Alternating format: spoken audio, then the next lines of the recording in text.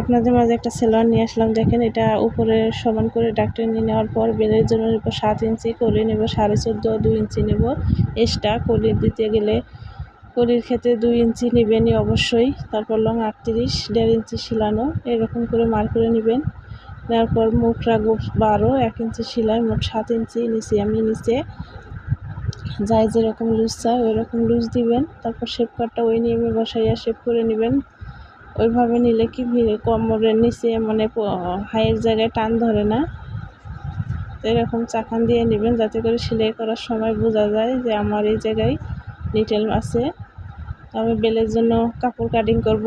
নিয়েছিলাম 7 ইঞ্চি, 2 ইঞ্চি নেব extra elastic ভাঙার জন্য, মোট 9 ইঞ্চি।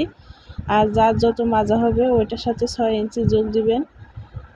জামার লুচের যেটা আসবে ওই লুচের সাথে 6 ইঞ্চি যোগ দিবেন। যোগ দেওয়ার পর ভাগ দিবেন কত আসে, 4 ভাগের 1 ভাগ ওই বেলে নেবেন।